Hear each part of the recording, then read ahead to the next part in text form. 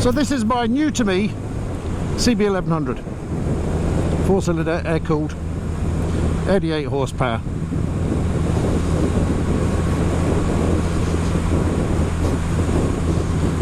It's Honda's retro.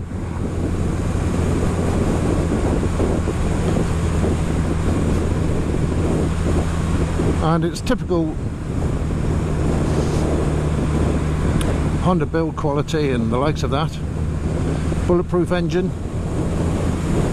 It goes back nearly a decade when this bike was first brought out. This is the 2017 onwards model.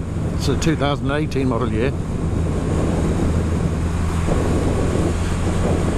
Whether it'll be around for much longer in Europe, I don't know, because it's a Euro 4 bike.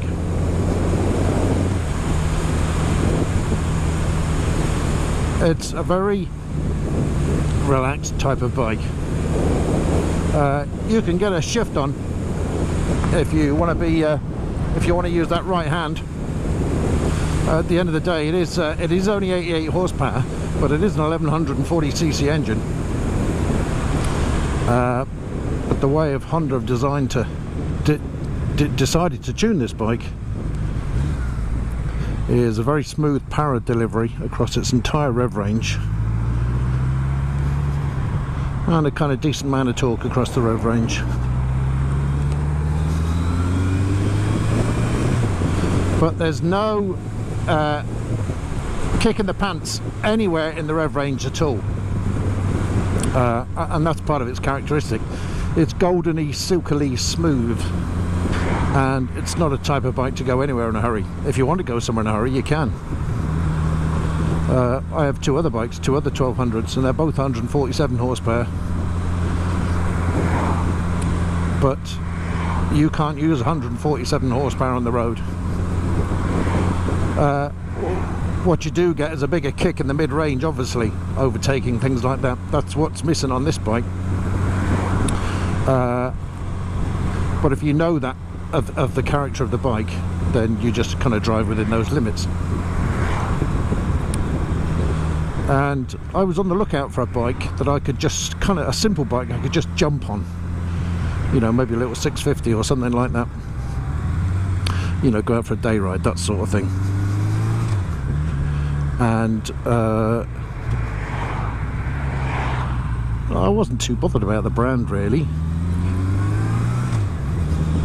but I would have been happy with a Triumph T100, T120, even a 650 of some nature, I don't know. And I'd kind of had my eye on one of these bikes for a long time. I didn't think I'd ever really own one, but I picked this up second hand for £6.5 grand with 5,000 miles on it. Someone's phoning me, hang on.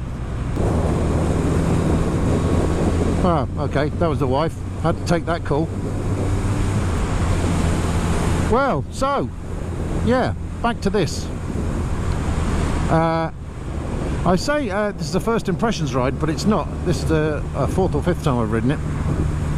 And I tell you, this is why I think as well to be very careful when you're listening to vloggers rather than owners on bikes. I've seen people accuse this bike of, even journos, saying this bike doesn't really corner that well, doesn't steer that well. You know, you need to work it through the corners a bit. When I picked this up, the suspension was in its stock position, and I tell you, you did have to consciously think about opposite lock steering to get around the corners nicely. Not in a dangerous way or anything like that, but you really did have to. Then I spent some time on the preload, and I've got the rear up from, and now this is because I'm a heavy guy now.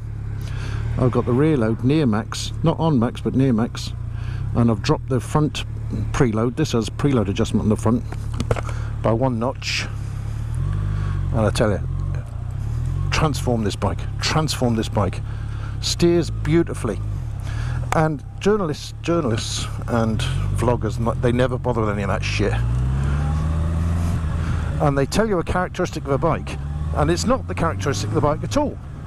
And the trouble is, adjusting the preload on this is so easy. So you get a heavy vlogger, jumps on this, sits the bike down at the back, and then goes, oh yeah, fights you a bit around the corner.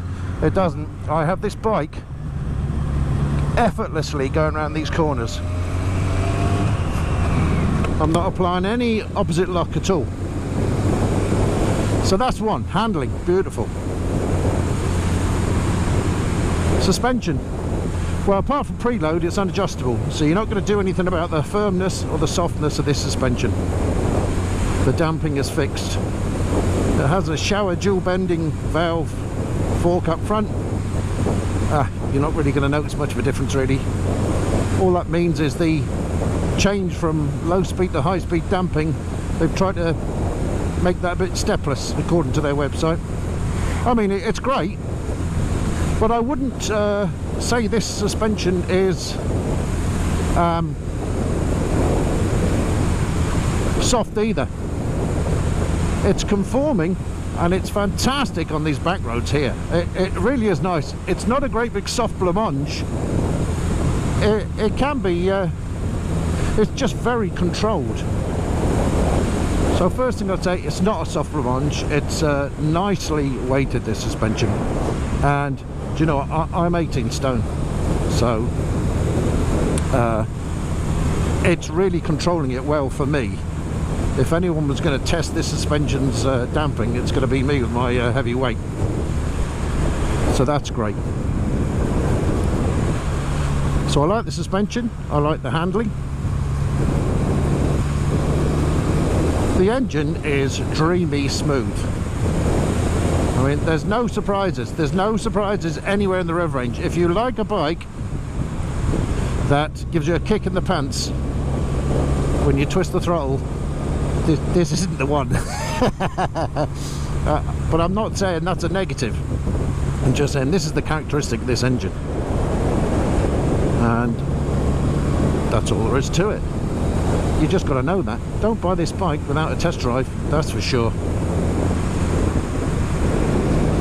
He says, because that's exactly what I did. but look, as I say, I have two other bikes. I can tear my arms off. And I was happy to go and buy a 650. So whatever the performance of this 1100, air-cooled 1100 was going to be, it was going to be fine. For doing exactly what I'm doing now. Scratching around some country roads. Does the bike make a great tourer? No, it makes a shit tourer. Can you tour on it? Of course you can. You can tour on a bloody Honda Monkey if you want to.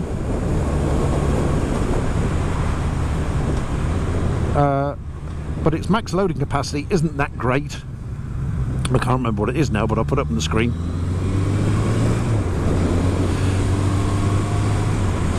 But for a solo tourer, and if you want to kick around at 60 miles an hour or so, you know, on an unfaired bike, yeah, great. So you could tour on it, of course you can, and lots of people probably do, but it doesn't make a good tourer. As in, there's lots of other bikes that are much better at touring than this. But again, that's not a criticism, because Honda don't tout it as a tourer.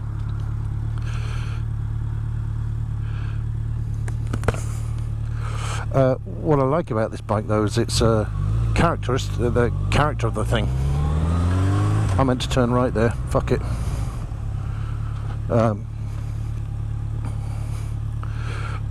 The character of this bike, air cooled, covered in chrome. You look back at it and you think, oh, that's a lovely bike. This has a lovely sound at the engine, and this will never see a dealer. It will be home serviced all the way, because there's absolutely nothing to it.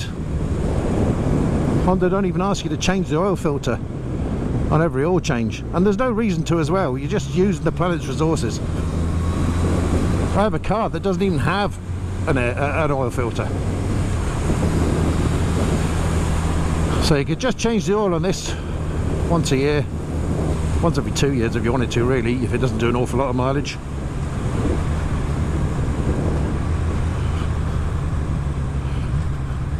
and for the 2017 model onwards they increased the valve service interval. Again, off the top of my head I can't remember what that is, but I've got a feeling it's 12,000 miles or kilometres, I can't remember now. Again, I'll put that up on the screen. But it's shim under bucket, so it's a camshaft out job. So that's going to be a little bit dear to get done at a dealer. But what you might do is you could measure them yourself, and anecdotally from the forums and stuff, these don't take a lot of people that just aren't adjusting them. They're doing the valve checks and they don't need adjustment. But again, I can't imagine these bikes being bikes that are going to be doing a huge, actually I'm going to go right here, huge mileages. So those valve clearances, not going to be all that often, especially if it's not your first bike. I have sat on the motorway at 70 miles an hour on this, and it's not terrible, because the air you are getting is very clean air. You're not getting bashed about, but you wouldn't want to be doing it hour after hour. But you can sit here at 60 miles an hour without a screen all day long. So if you're a backcountry tourist, yeah, no bother at all. Obviously there's no weather protection. That's another reason it doesn't make a great tourer, an off-season tourer that is. I think the legs and seating room for a pillion are probably a little bit lacking. So I'm not sure I'd like to go everywhere too up on this thing, apart from there being, you know, low load capacity.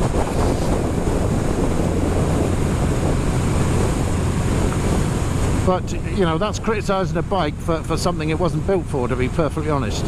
So it's not really a criticism. Very tall people might not get on with this though.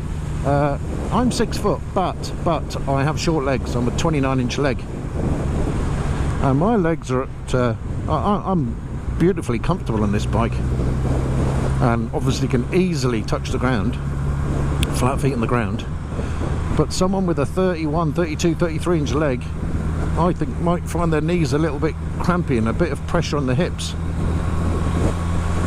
And given that the type of rider who's going to buy this bike is older, like me, that's not going to be great.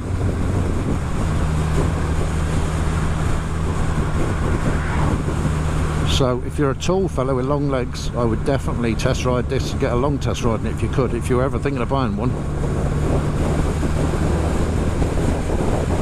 I won't go through the specs of the bike. I mean, there's one nod to technology on this bike. It has ABS. That's it, regular ABS. There's nothing else. This bike is the simplest thing ever. I know what I'm going to do. I'm going to just change the oil on this bike, the odd filter, and lubricate the chain and adjust it, and that's going to be its entire maintenance life. Maybe a valve check, but that's it. Comfort, the seat's great. I initially thought it was a bit hard, but once you get used to it, it's great. And of course, being a flat bench, you can move around all over it. So comfort, great. Ergonomics, lovely. Now see, I'm a bit slow on this overtake, and my Tiger would have chewed that up. I would have had to think about that a bit more. I overtook there in 5th, and I might have dropped that down a gear. Mind you, your man was well speeding. But this is a very relaxed bike. Look, I'm doing 2,500 revs, and I'm sitting there at 60 miles an hour. Very neutral, this bike. The wind is doesn't really affect it. It's very stable, and that's really down to its weight. You know, that weight, of course, you don't feel. It's a very low bike, so you know, the weight isn't really an issue. Yeah, that suspension's coping really nicely with this road. It's plush without being blancmangy. It's an absolute beautiful looking bike. And I prefer this EX model to the RS. Now the RS looks absolutely fantastic. But to me, this bike is a sheep in sheep's clothing. On the RS, is a sheep in wolf's clothing. The RS looks $1 million, but it's the same power as this bike. Even if maybe Honda maybe let the RS version rev out a bit higher and swap a bit of torque for power higher up in the rev range, and maybe giving it an extra 10 horsepower just to differentiate it slightly from this bike. Because when you look at this bike, you're under no impression that this is some big mad powerful thing. But the RS looks like it should be like a 140 brake horsepower brute of a cafe racer. But it isn't. It's exactly the same as this. I could imagine this 2 up now. You really would be bimbling along a bit. 2 up maybe for the odd hour ride, but not for a big tour. I don't think, anyway. Depends on your attitude, of course. This EX model has spoke wheels, of course, so they're tubed. Just ignore what everyone says in the forums. Oh my god, tube tyres, when you get a puncture they blow out and you blow up and you go off into the universe. These are people who are too young ever to have had a bike with tube tyres. It's just what they read in a forum. Tube tyres have been around for a very, very long time on motorbikes. I've had lots of punctures on tube tyres, and I've never been blown out into the universe. A little little more inconvenient, of course, if you do get a puncture. They are. But, you know, what the hell.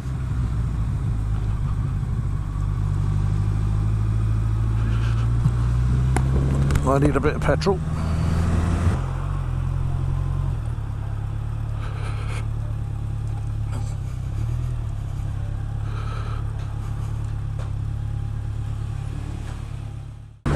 Yeah, so I wouldn't buy this bike if you're looking for a kick in the pants, because this bike won't give it to you.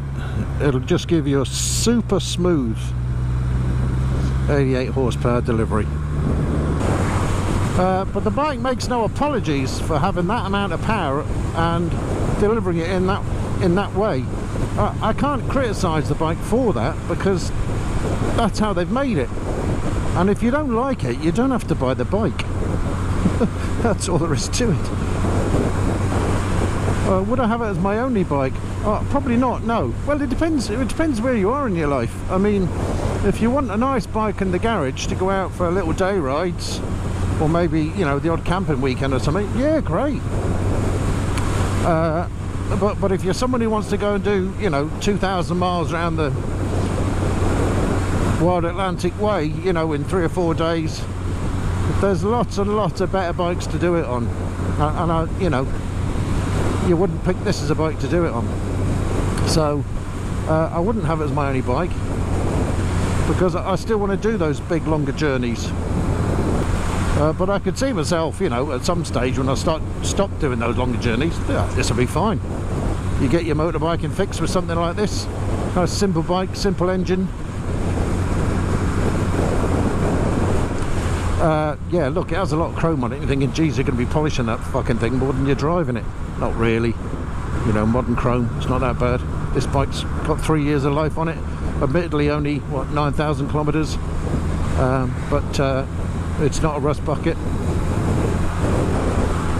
And it'll be kept inside. So I'm not one for cleaning bikes. It'll never see a drop of ACF 50 or, you know.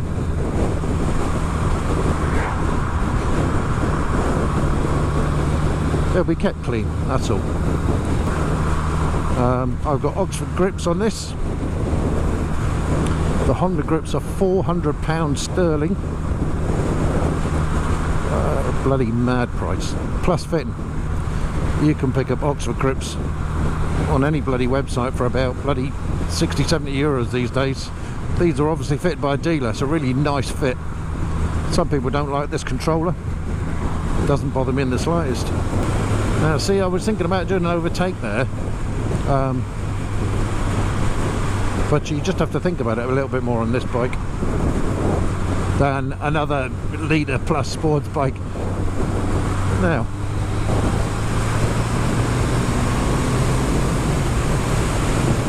so look, I can still comfortably, easy get past it if I plan ahead, which is what I do anyway. I just make sure I'm in the right gear. Now, fueling. Oh god, I had an Africa Twin once and it was horrible at slow revs. Horrible. I hated that bike around town. It was a real jerk fest in first gear. It was horrible. And I ended up putting a rapid bike easy on it, and actually that cured it. But fueling on this, absolutely bloody perfect. Slow speed riding on this, I guess it's because of the 4 cylinders.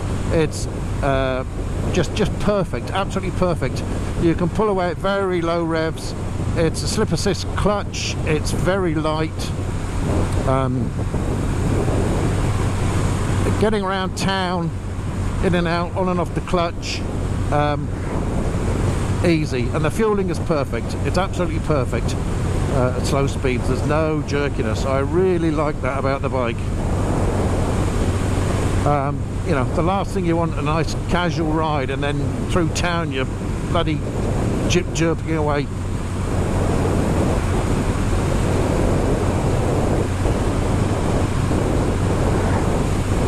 I won't modify this bike. It will stay the way it is. It's got engine bars and a small rack on the back. That'll be about it. Criticisms. I'd only criticise a bike if it failed in some way to do something that it was designed for. So me criticising it as a tourer is unfair, because that's not what Honda designed it for, and me criticise it for not having the latest Skyhook suspension, etc, etc, etc. So what would I criticise this bike for? It's very, very hard to criticise it, to be honest, because this is what Honda present you with and say, you know, we've made this, do you want it? And I've decided I do.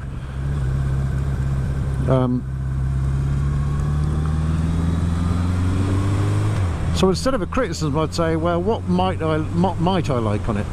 Well, look, I bought this second hand, but if it was new, they're not exactly cheap bikes, these new. If it was new, it might have been nice if they'd managed to do a tubed spoked wheel. I know that's extra cost. But it would have been a little bit of convenience. Having said that, you know, I might not get a puncture for 3 years, you know, who knows.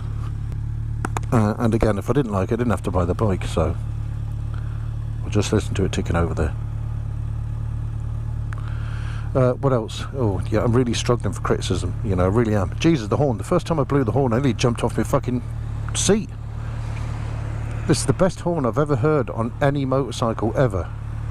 What else? Okay, yeah, they've got adjustable preload on the front, which is fairly unusual for a standard road bike. I wouldn't have minded rebound damping adjustment on the rear and compression rebound damping on the front, just for the option. Although it's a very compliant ride and very smooth ride, I can actually get a smoother, softer ride, which I need for my old bones these days, on my Daytona 1200. Now admittedly, I've got a new wheelbase shock on the rear of that, and I got it sides for my weight and springs for my weight and all that sort of stuff.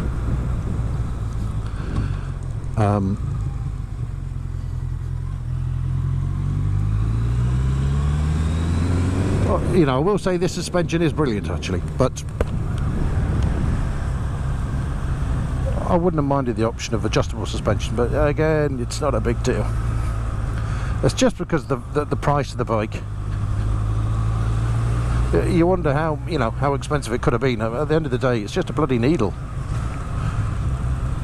and a slightly different, I don't know, maybe cartridge or something. But that wouldn't stop me buying the bike. You know, I will say the suspension is very good. It deals with different road surfaces very well, and considering my weight, you know. So, you know, and I'm only criticising those because I've really struggled to think of something this bike's shit at. Yeah, the bike's brilliant at everything you want it to do. Brakes, perfectly good.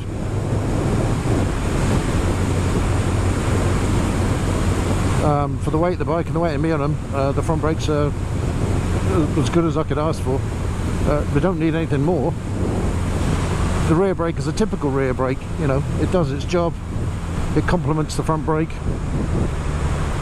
but it's not the sharpest, which is great, because that's the last thing you want, some bloody rear brake that locks your rear up all the time. So I can't criticise the brakes either. Mirrors, this comes up a lot, they're a bit narrow. I could do, but you could change that easily. Just put a mirror extension, bring them out 40mm. So that's easily done. I actually can't do it because the way my Oxford grips are wired, that would be in the way. Actually, my throttle might be in the way of this as well. So putting the mirror extensions might be difficult on this one, but it just means you have to be a bit more. Well, less casual about looking in your mirrors. Maybe, you know, bringing your elbow in a bit. Again, not a big fundamental problem.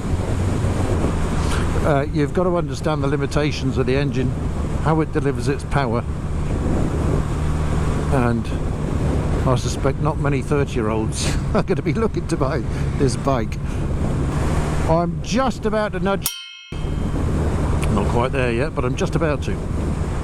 And when I was a lad, I had 6 brothers and sisters. When I was a lad, they all had motorbikes, and there was a good few British motorbikes in there. But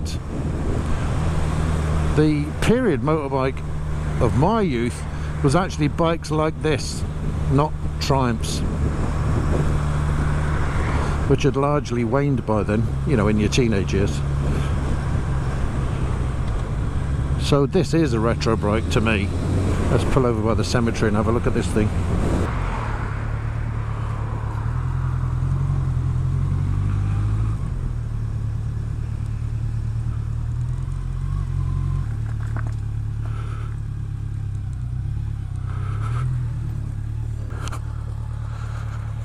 It looks a quality bike. Difficult to know how to measure quality though, isn't it? Because a chrome mudguard from China can look exactly the same as a chrome mudguard from Japan. But you have to assume it's Honda, and you have to assume there's quality there. I'm hoping so. Spokes are stainless. I didn't have stainless spokes on my 2016 Africa Twin, and like everyone else, they rotted. They held out for a while, then they just rotted. So just because it's Honda, it doesn't guarantee its quality. This bike will be reliable as hell, you know that. There's just nothing to go wrong in it. What else about the quality? Well, it's 3 years old, but I think it's actually spent more like 2 years on the road. Only done 5,000 miles, as I say, 9,000 kilometres. This black engine paint here, possibly a little weak underneath the engine where it's picked up road grime and stuff. There's a lot of flaky black engine casing paint there, so that's a poor covering. And you might say, oh well, it's underneath the bike. Well, I've got a Triumph with 3 times the mileage on it, and the paint is spotless on it, so that there's a lot of flaking paint underneath that engine actually. So that's a little poor. That's just me being honest.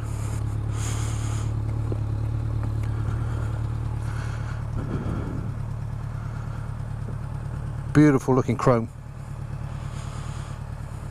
The 2019 bike onwards, they colour match the mudguards and the side panels. I think I prefer the chrome. That's why I went for this one with the chrome. Nice touch with the helmet look. And there's another one under the seat. Typical normal ones. Air cooled, obviously. It has an oil cooler. So is it air and oil cooled, or is it just air cooled and it has an oil cooler? Probably the latter. I'd say you don't really even need an air cool for this climate. That's a keeper though. I really like the looks of the bike. I'll definitely keep that bike. That won't get sold on. Just classic looks. Those pipes at the front are just gorgeous. Oh geez, yeah, look, I've only had the bike a week or two. Oh my god, the amount of people in the middle of traffic who try and talk to you about it, out the car windows, out their van windows. It does attract a lot of attention. Now, come on, time to go home. Love that sound. I'll never bother changing the exhaust or anything like that. I'm not one for customizing bikes. I just I like to keep them stock. I'm not bothered about like I don't want to make this into a cafe racer or anything like that.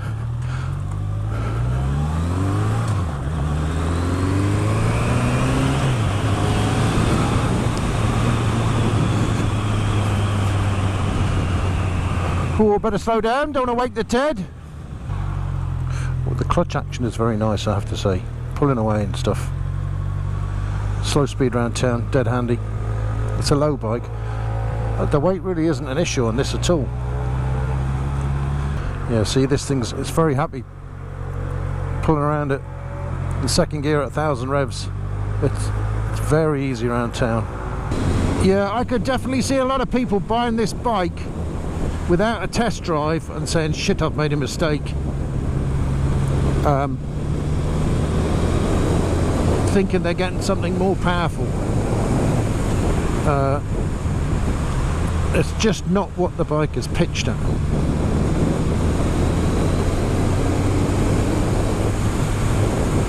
I mean, look, it's miles more power than, you know, lots and lots and lots and lots of bikes, and they've decided to deliver it differently to something like a, you know, a T100 Bonneville or a 900 Scrambler, but I like it. It's different. It is different. Anyway, that concludes my first impressions of a CB1100 EX. I bloody love it. For what it is.